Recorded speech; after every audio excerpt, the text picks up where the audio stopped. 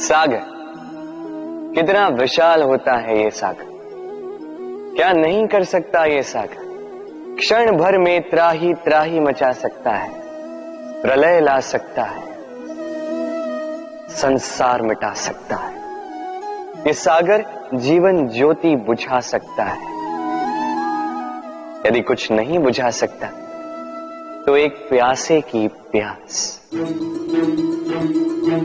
दूसरी ओर ये गागर इतनी छोटी है कि गोपियां एक साथ 10-10 लेकर चल सकती हैं, किंतु यही छोटी गागर 20 की प्यास बुझा सकती है। अब बताइए, जल सागर में भी है और गागर में भी, फिर इतना अंतर क्यों? यहां पे अंतर है तो भाव के स्वभाव में। एक माटी में मीठा जल संजो कर रखती है तो दूसरा अपने खारे पानी से किसी को भी माटी में मिला सकता है। आप क्या बनना चाहेंगे? सागर का खारा पानी बनकर किसी की आस बुझाना चाहेंगे या मीठी गागर बनकर किसी की प्यास बुझाना चाहेंगे? निर्णय आपका है। राधे राधे।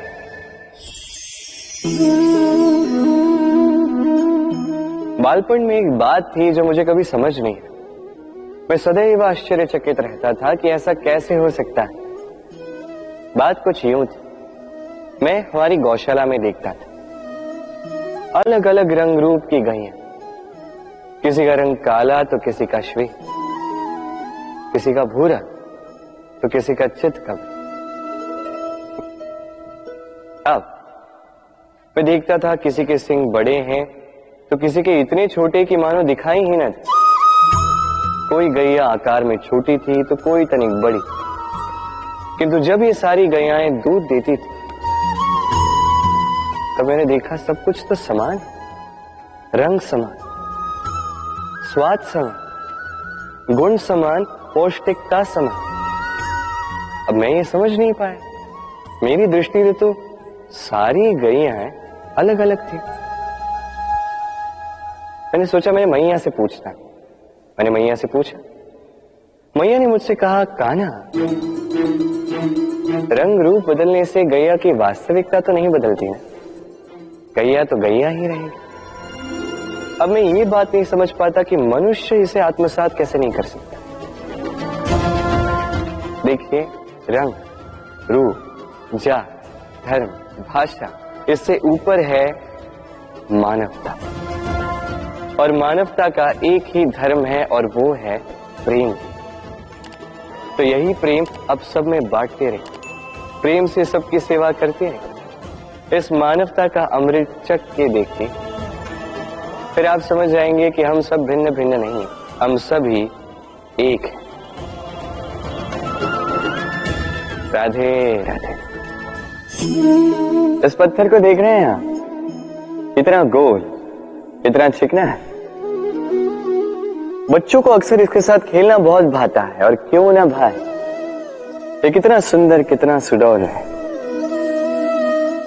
किंतु क्या कभी आपने सोचा ये पत्थर पहले क्या था? किसी विशाल से पर्वत, किसी विशाल से चट्टान का एक बहुत बड़ा तीखा पाषाण का खंड, जो कहीं से नदी में गिरा, नदी की धारा के साथ बहता रहा, चट्टानों से रगड़ता रहा, रेत के कणों से रगड़ता रहा, और धीरे धीरे तब जाके इसने ये आकार पाया। अब हम भी इसी पत्थर की भांति हैं। स्मरण रखिएगा, आपका व्यक्तित्व, आपका ये स्वरूप ईश्वर की देन नहीं है। हाँ, प्रकृति ने अवश्य ही आपको जन्म दिया है, किंतु आप स्वयं अपने व्यक्तित्व के रचयिता हैं, और आप ये रचते हैं कठिनाइयों का सामना करके, संकटों की धारा पार करके। तो आप भी इसी पत्थर की भांति निरंतर प्रयास करते रहिए, अपना अस्तित्व बनाते रहिए, इस अस्तित्व को महान बनाते रहिए, और मेरे साथ प्रेम से कहिए, राधे राधे। छोटे से मनुष्य के इस छोटे से मन में चिंताएं बड़ी बड़ी पाई जाती। माता पिता की चिंता, संतान की चिंता, पत्नी की चिंता, काम की चिंता, भविष्य की चिंता आदि इत्यादि। मनुष्य का ये मन चिंताओं का पिटारा है, किंतु धीरे धीरे यही चिंता चिता बनकर व्यक्ति को समाप्त कर देती है। चलिए आपको एक बात स्मरण कराता हूं, बात जो आप पहले से ही जानते हैं। कैसी विचित्र बात है ना, देखिए आप इस संसार में आने से पूर्व भी ये संसार था, आप इस संसार से जब जाएंगे उसके पश्चात भी संसार रहेगा। अर्थात आपके आने से पूर्व और आपके जाने के पश्चात का समय आपके हाथ में है नहीं। तो आपके हाथ में है क्या? आपके हाथ में है वो समय जिसे आप अभी जी रहे हैं, वो समय जहां आप मुझे सुन रहे हैं, वो समय जहां मैं आपसे बात कर रहा हूं। बस यही आपके हाथ में है। अब इसका आप क्या करेंगे?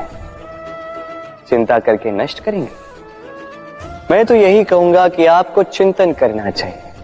चिंतन करें कि कैसे इस समय का अधिक से अधिक सदुपयोग किया जा सके, कैसे अधिक से अधिक महान कार्य हम कर सकें, शुभ कर्म कर सकें, कैसे हम सब में आनंद बांट सकें। स्मरण रखिएगा, ये चिंता चिता तक ले जाती है और चिंतन मन को कुंदन बना देता है।